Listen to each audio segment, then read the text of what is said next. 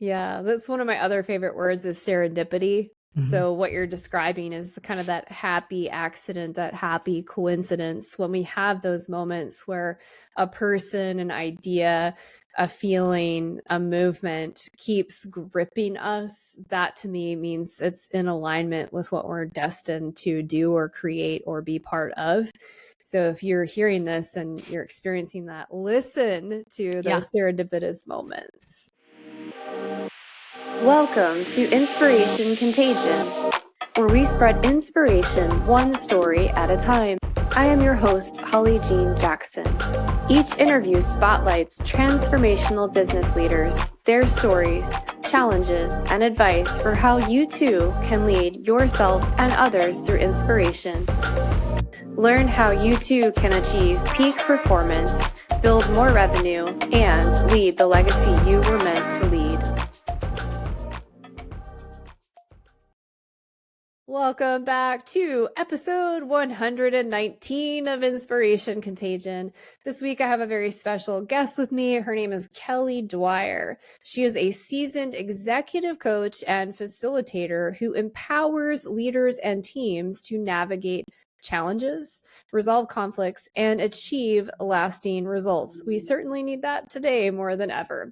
With expertise spanning startup, corporate, and nonprofit sectors, Kelly combines business acumen, emotional intelligence, and facilitation skills to foster collaboration, trust, and effective communication. Her leadership expertise in operations, program management, and strategic initiatives enables her to quickly assess team dynamics and organizational needs, making her an invaluable partner for driving growth and alignment. A professional certified coach through the International Coaching Federation and an MBA graduate from Cornell University, Kelly's approach integrates strategic thinking with relational integrity. She has helped leaders across diverse industries unlock potential and deliver meaningful outcomes with clarity and confidence. With that, we certainly need more of what Kelly has to offer. Welcome, Kelly. Thank you, Holly. I'm happy to be here. You are so welcome. All right. I want to start the show off with one of my favorite questions.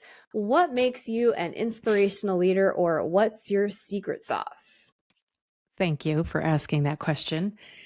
So I think that there are really three things that I bring to every engagement, whether it's an individual client I'm working with or a team or an organization. And the first thing is that I meet people where they're at. So it's not a one size fits all approach. It's where are you? Where do you want to go? Let's figure out your game plan. So meet people where they're at. And then the second thing is I lead from behind. I offer suggestions, ideas for how we might solve something or move forward or for a process. And I'm not married to any of them. And so I really see myself as a strategic thought partner, and I'm there to make sure we're fully exploring the topic at hand that the client wants to engage in. And then I trust that because they're the expert on their life and their business, they can make the right decision about the next best step for them. So I lead from behind. And then the third thing I bring is my enthusiasm. And I hold space for my clients' success. I am there for them. I am in their corner. So those three things.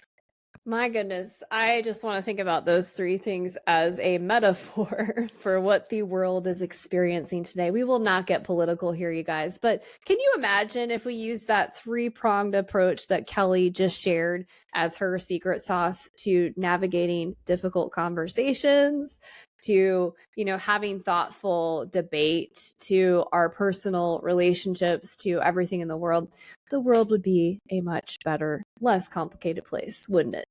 It's pretty complex right now. Yeah. But we won't go down that rabbit hole. We are here to spread some beautiful inspiration. And on that note, Kelly, I want to ask you, in your world, in your business, and the legacy you're building, what does inspiration mean to you? Okay, so the word inspire, if you look it up, one of the definitions is to inhale, to breathe in. And for me, inspiration really is about inhaling the wisdom, the insights, the answers to the questions that we're living from all around us. So inspiration can pop in from the subconscious, it just pops right in. You have no idea where it came from. It can come from snippets of conversation I might overhear. It can come from things I'm reading. So inspiration is really about receiving the gifts that are out there for us. And it leaves me, it's also a feeling when I think about it. It leaves me feeling hopeful, optimistic, and energized. I like that. One of my fellow TEDx speakers, she did this beautiful talk, and it was about like whispers of intuition. I mean, I like this beautiful metaphor of whispers of inspiration, right? Mm-hmm. From all different avenues of life. I was just chatting with a friend on my walk this afternoon, and he was sharing how past relationships had started from just this random act of kindness that person needed to hear to feel seen and heard in that moment. So we can each create inspiration in each other's lives, whether it's, admiring somebody for that something, or complimenting them, or sharing gratitude, or hearing something in a book or on a podcast. Like today, maybe we'll have some inspirational message you need to hear. And then I love also that it can come from anywhere, including subconscious. We've all had those moments where there's this idea that just grabs you in the middle of the night sometimes, and you can't go to sleep because it's so true and it's so aligned with something that needs to happen that you get to do. Mm-hmm. And that to me is just beautiful inspiration. So thanks for sharing. I love feeling gripped by it. I know.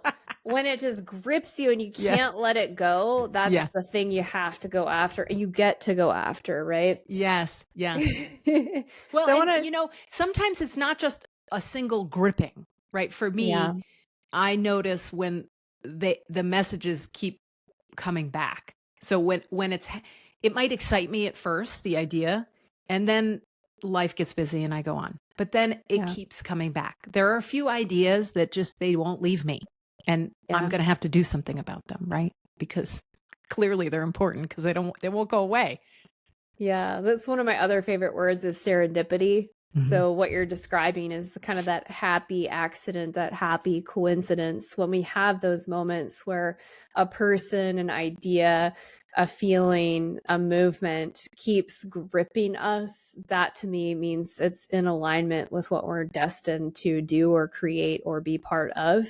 So if you're hearing this and you're experiencing that, listen to those serendipitous moments. Yeah, for sure. Beautiful. So this isn't just about inspiration. We also care about peak performance. We care about revenue because we help people go big so they can give big. So I want to ask you on the peak performance topic, how do you define peak performance? And over time with where you are today, how did you arrive at your current definition? Okay. Well, I think in order to talk about peak performance, we kind of have to talk about performance as a whole. And I think of performance as a wave, right? We've got the height of our performance, or the peak performance, and then we've got the troughs, the low performance. And peak performance might be the top fifth of the wave, right? There's sort of a range, and it's where everything is humming, everything's coming together. We're able to focus on what we want to focus on. We're focused on what matters most. We're producing positive results, and it feels great. And that can be as an individual, that can be as a team, right? Everyone likes to feel successful. And I feel like for me, I know I'm performing well when I feel successful.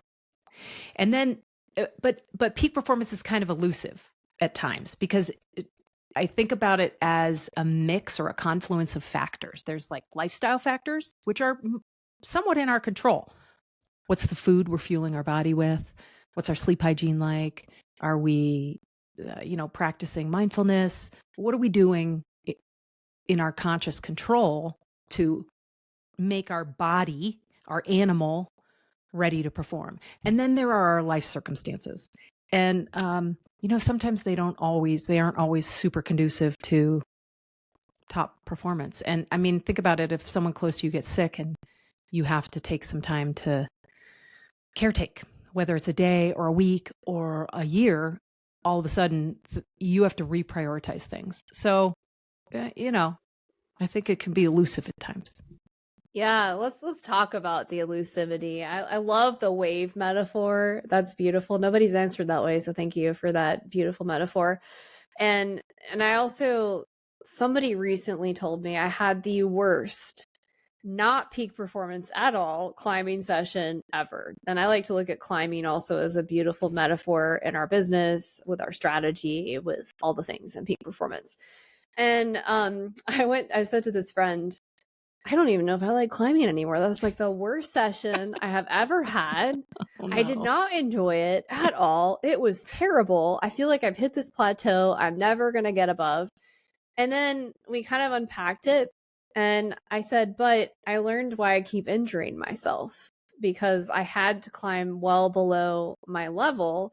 And I got curious instead of angry and frustrated about why is this happening? And I figured that out. And like, there were so many nuggets of wisdom that I learned. So the reason I share that story is not because it's about climbing. I think the mistake in our society and in our world that we've made around peak performance is that it is only the top of the wave. And this friend was gracious enough to remind me that performance and success is not linear, right? In fact, when I reflect back on where I learned the most, and the most painful, by the way, lessons that I needed to learn in that trough of the wave, that is also where all of my success at the top of the wave came from, was because I learned that to get back to the top and what to implement from those so-called failures, right?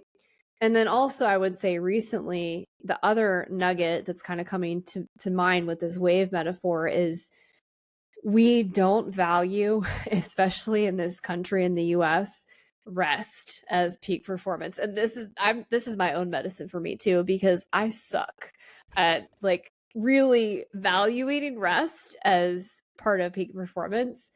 But man, when I rest, I get back in flow.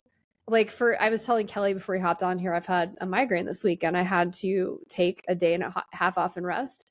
While I was resting, I got new clients. Like, that's amazing. Like, that's how you know that you've built something that works and that you're in flow, even when it doesn't feel like you're at the top. Mm-hmm. Mm-hmm. Yeah. Yeah. And it reinforces what's beautiful about what you shared of like having to take time off. And while you were doing that, you got clients, is that it reinforces this idea that you don't always have to be pushing. Good things can happen when you're resting, right?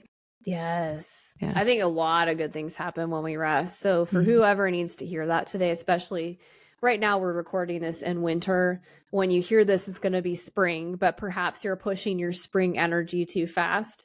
There is value in the rest as well. Mm-hmm. Yeah. Mm-hmm. Yeah. Now, Kelly, I'm sure that you've also experienced some of these troughs. So in those troughs of the wave, what were some of the challenges or obstacles that you faced along your journey of peak performance? I think as I reflect on that, the troughs usually happen when I'm in a period of sustained stress. So that stress could be like last year, I had some great work that I got to do, and there was a period of too much work. And so, and I knew it was going to end, but it was a pretty long period. And so, when I'm under like in heavy sustained stress for whatever reason, whether it's like self-induced or growing up, there was some turmoil in my house and like I couldn't really do much about it, right? So what I've learned over the years is that when I'm in a period of heavy stress, knowing that at some point I'll be able to get out of it, I increase my adaptogenic supplements, right? Because when I'm in sustained stress, I lose my ability to be optimistic. Like I can't elevate myself. So I fall into like pessimism, and my sleep is interrupted, and I stop exercising and I overeat, all these things, right? These are all symptoms that I am in the trough of the wave.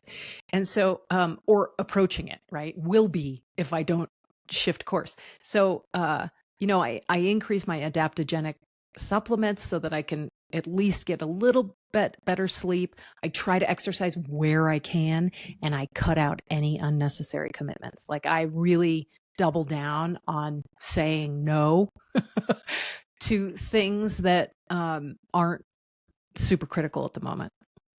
Yeah. I feel like that's such a great reminder in this season of life for all the people I've been interacting with recently, business or personally, of especially in the winter or when you're in sustained stress, whether it's good stress, you have a new job, your business is growing 100%. These still are, though, by the way, stressors. Our brain cannot differentiate between good and bad stress. Like it's stress. So this reminder of saying no to things, and what I've started doing is I've created this new barometer of if it's not a hell yes, it is a hell no.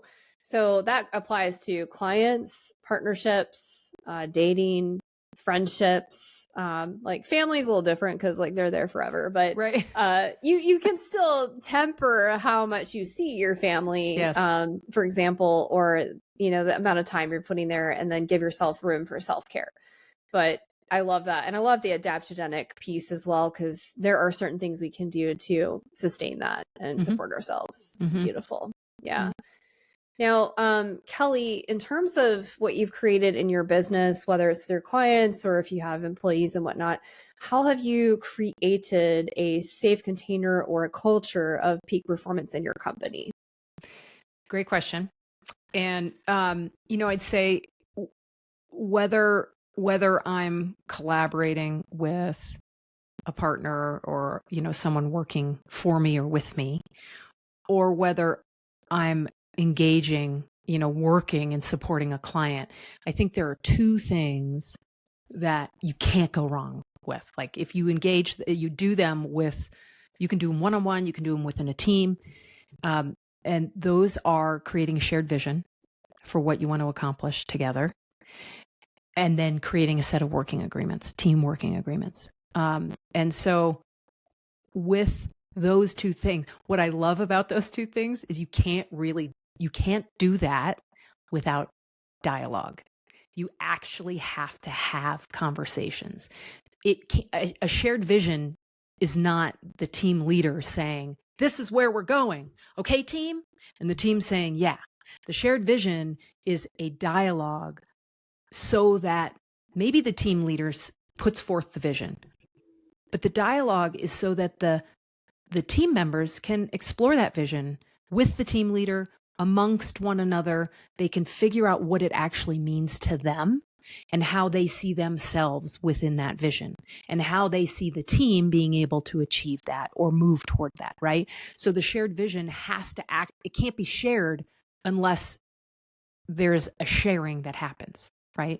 And then the second thing is the team working agreements, and the team working agreements also requires a dialogue, and it takes time, and it's hard sometimes to get people to slow down enough to take the time to do this, but it creates mutual expectations around behaviors, around communication styles, work style preferences, conflict management, all of those things. So shared vision and working agreements. You can do this. I had a client once who was struggling with one of his employees, and one of his assignments was to create some working agreements, one-on-one working agreements, and it helped. It really helped. So Wait, you're telling me that we have to communicate to be successful? My mind just exploded. I'm being very sarcastic for the listeners who need a sarcasm card like I need sometimes. Yes. Yeah. I'm just laughing at this because the biggest pain points that I see regarding people's revenue thresholds, or they're stuck at the plateau, or their sales cycle slowing down, is the lack of communication, right? They're not building that shared vision with their prospective client. They're not actually listening to their prospect or their customer to then, create the runway for that next start of the journey in that relationship. And communication, I think, is so underappreciated in the business world. And boy, a lot of problems would be solved if we became expert communicators. Can you imagine going to your dentist, your chiropractor, your anything and having a shared vision that would blow my mind to have a doctor who had a shared vision Right. for my body and my health. Like what? Right. Well, and I think that in our very digital world, sometimes we over rotate on Slack messages, Yes. email, and these two things, building a shared vision and creating a set of working agreements, they're best done synchronously, not asynchronously, right? Right. And that requires taking time together where other work isn't getting done. So, yeah. Yeah. And this is, by the way, where everybody is talking about AI and like, sure, AI can do a lot of things to free up your brain power, your brain decision making efforts, give you a lot of starting points. What it does not do and what it can never replace is human interaction.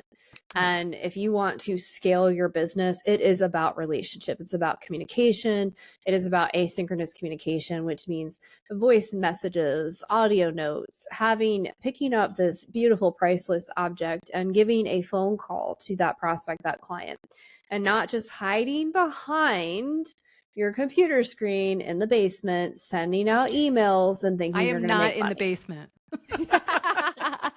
I'm not talking about you, Kelly. You wouldn't be here if you were doing that, right? I hope not. That would be creepy. All right, Kelly, we're going to shift to revenue, my favorite topic. Can you share a story or an experience of when you left money on the table in your business and what you did to fix it? Okay. Well, so there are two instances I think where I've left money on the table. One is intentionally, and that's where, a prospect and I'll scope out a piece of work, and then the prospect values it at a certain value. So they're willing to spend money on it, but what they value it at and what I value it at are too far apart. Yeah. And so in those instances, it's too big of an opportunity cost. And so I will move on, and they'll find it. They'll solve their problem somewhere else, somehow else. Right.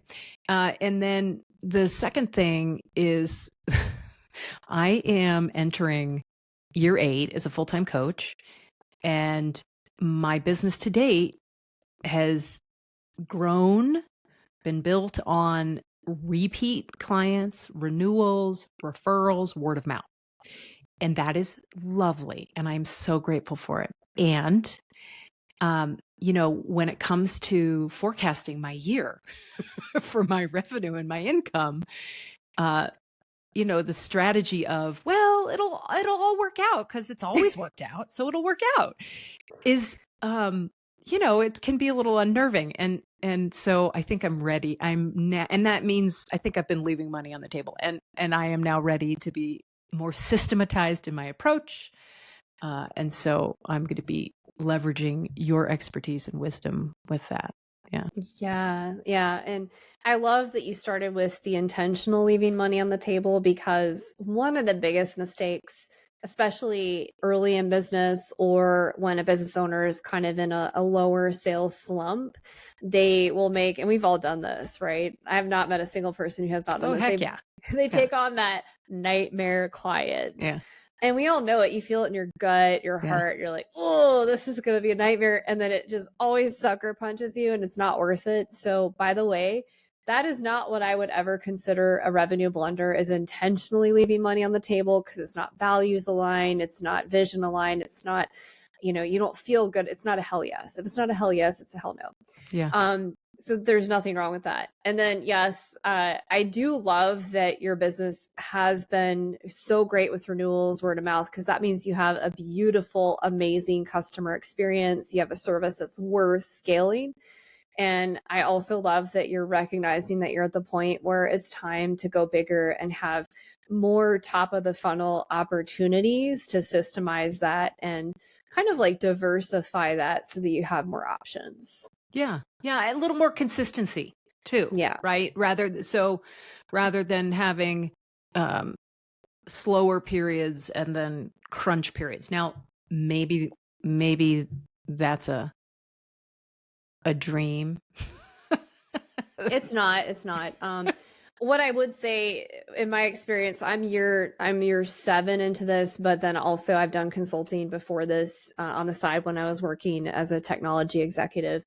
Um, I would say if we look at the wave metaphor, the peaks and valleys become less extreme and the troughs don't last as long. And when they do, they make sense. So for example, myself and a lot of clients had a little bit of a trough for, voting election day to inauguration day. People just weren't making as many decisions because they wanted to wait out the economy and see what was going to happen. There's a lot of uncertainty. If I look at my projections 4 years ago, the same freaking thing happened. So I could sit there and freak out, but since I have more experience and data, I can look at that. Oh, this is normal. Let's not freak out. Our pipeline is healthy. It's fine. You're going to be great. So I think that over time, the longer you've been doing this, you have more data, so you can kind of rest on the data. And the more you have diversification at the top of the funnel, you have a healthier pipeline. So you're not going to have as much risk. It never completely goes away. It just is easier and not as scary. Yeah. Great. Yeah. I know. She's like, sign me up for that. Me too. Right. And honestly, it gets better, a little bit better each year. And so what I do is we diversify with one more new top of funnel item. And then if I start seeing any sales cycle slowing or longer conversion rates that are taking longer, or we're seeing a decrease in a specific particular industry or targeted title we're going after for a prospect, we will do one of two things. We might pivot and test a new sector of the market, or we will diversify further into another top of the funnel thing to make sure we have a healthier top of pipeline, if that makes sense. Yeah. Yeah, that makes sense. That's the strategy. There's a solution to all of it, you guys. So Kelly, this has been such a great conversation. Thank you so much for sharing your stories, your experience, your definitions, all the things. We're going to wrap up with 2 quick questions. Well, sometimes they're quick. What is the best piece of advice you would share with others today? This one is often repeated, and I still love it. Make your bed. Make your bed in the morning. I think that when we start our days off by making our bed, we start off on a foot of accomplishment. We start off feeling successful. We start off feeling organized. And it's really easy to do. Yeah. And if you date somebody who doesn't make their bed, run for the hills. I'm kidding. Maybe not. What is the legacy you wish to leave behind? Okay, so I have a 9-year-old son. So I want to leave him behind in a way where he is healthy, well-adjusted. So he's mentally healthy, physically healthy, well-adjusted, financially healthy, well-loved. He's a caring, honest, kind human who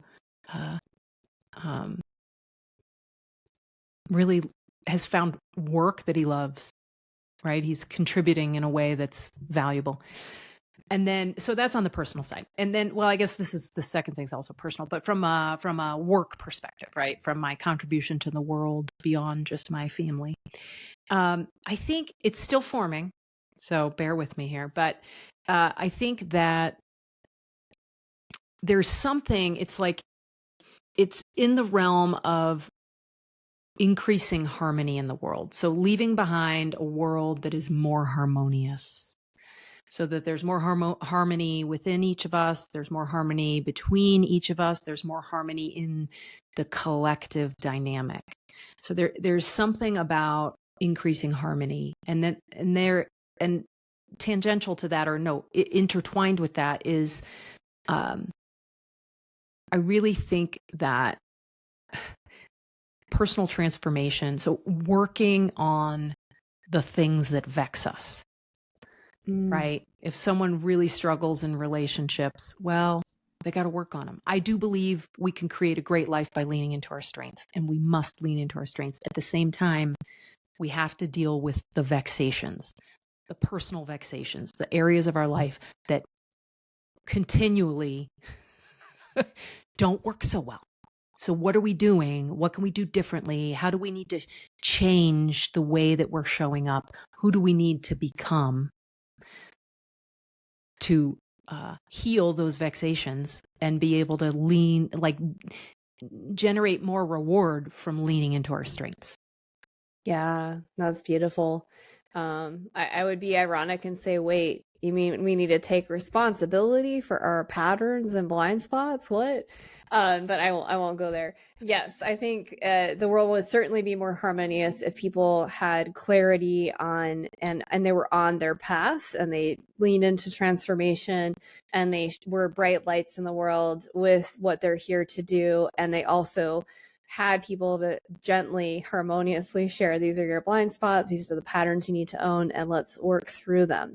Beautiful legacies from Kelly. Now, if you guys loved your conversation and heard some really great nuggets of wisdom with Kelly, you love her vision, you love what she's about, she has some beautiful programs and services. I have her website link, her LinkedIn link, her Instagram. Follow her at all the places and feel free to reach out to her. She is doing some really cool things for leaders and beyond. So please don't be shy. Please get in touch with Kelly. And with that, thank you so much, Kelly. Thank you, Holly. Yeah, here, of course. To our listeners, if you love this and you found value, please share it with somebody in your world so that we can continue to spread inspiration and, like Kelly's vision, harmony with the world with Contagion. Thank you so much. We'll see you on our next episode. Thank you for joining the show today. I hope you were inspired. More importantly, I hope you take action. If the show inspired you, I ask that you subscribe and share it with your network. Let's spread inspiration together today.